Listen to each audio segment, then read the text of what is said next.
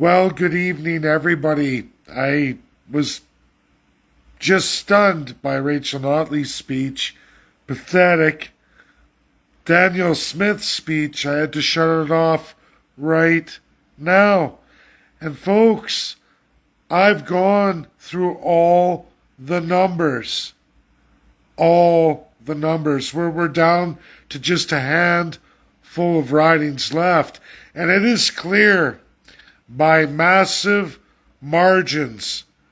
A huge amount of the Alberta electorate, one, stayed home, and two, spoiled ballots through early voting. Clearly. There was no trouble with the machines at Elections Alberta. They never have trouble with that. In fact, they downloaded the results. What everybody's having a hard time swallowing is the spoiled ballots and the reality that folks didn't turn out to vote tonight in any major numbers. We all saw it. Elections Alberta turned over all the mail-in ballots as the vote hand counts were completed per riding. They're still finishing a few. Do you know, Albertans, where you're at? You're at a point where actual electorate who votes in the Alberta provincial elections, i.e. the last one with Rachel Notley, Jason Kenney, and four other political parties. That's right, four other political parties. I know I was in it, and I hold the actual electoral list from 2019.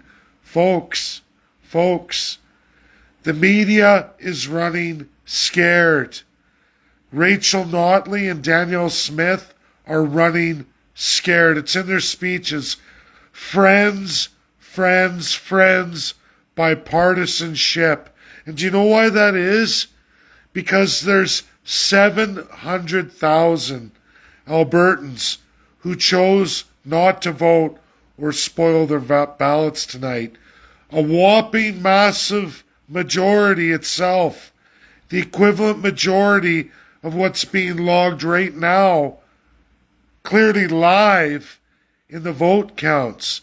The same massive majority that doesn't fill UCP rosters, folks.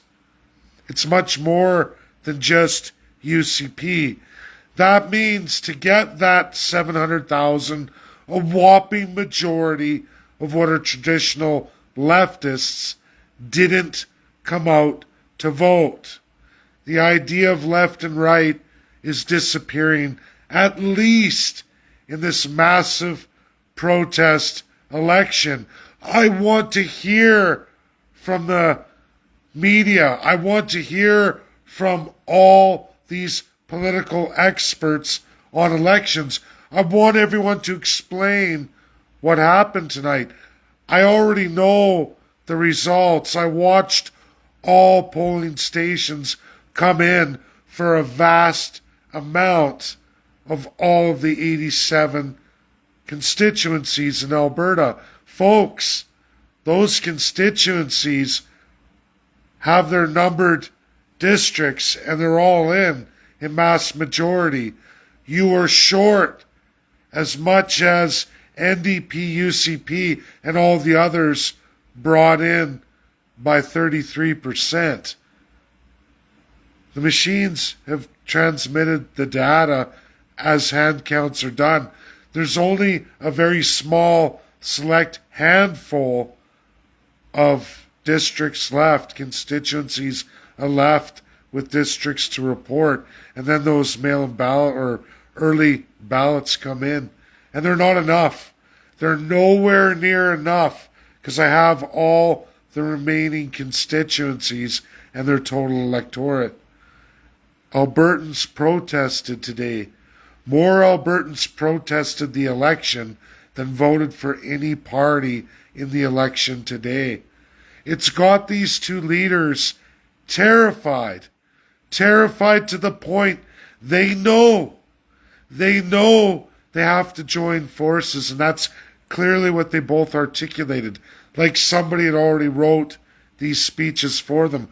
Like somehow those early ballots that they claimed a percentage of a victory. They don't tell you how many were spoiled, and then they don't tell you when this election's over how many stayed home.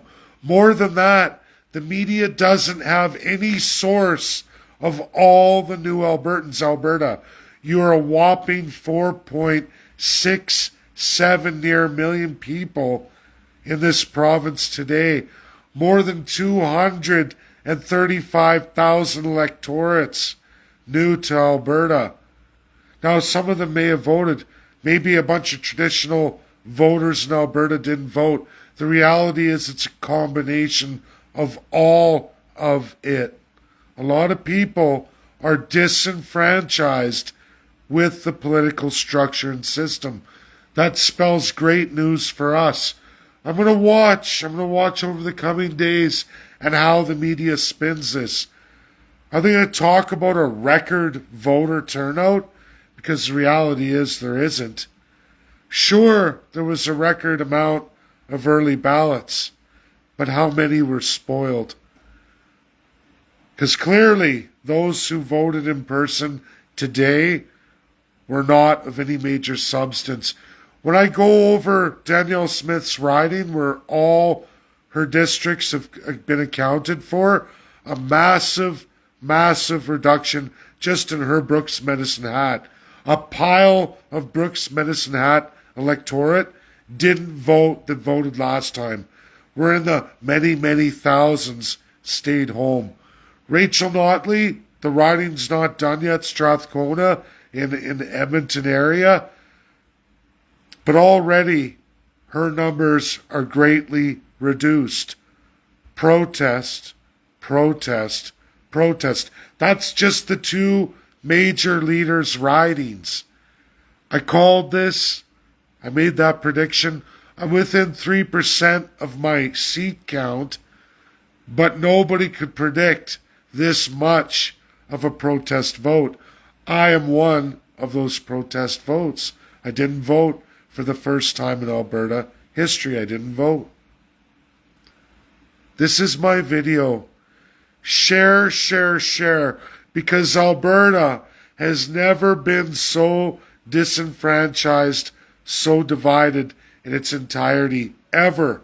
And it's showing in the electorate.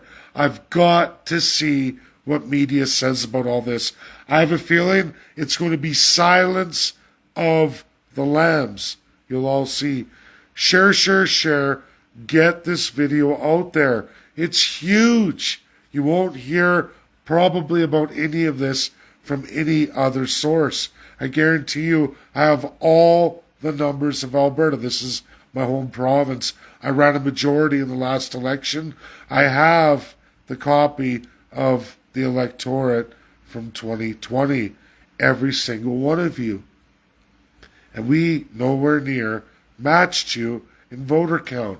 And in fact, with the, again, heightened population increases, there was no major gains, only in early voting. And my guess is a boatload of spoiled ballots. Probably a lot of words transmitted for these two leaders. And it's why they're talking about joining forces, because they're the dirty crown, the corruption of Canada, and absolutely the great abuse of Alberta. That's my video. Share, share, share. It's huge. It's monumental. It's never been seen before in Canadian history. And I'm just tickled pink. Thank you all. Bye now.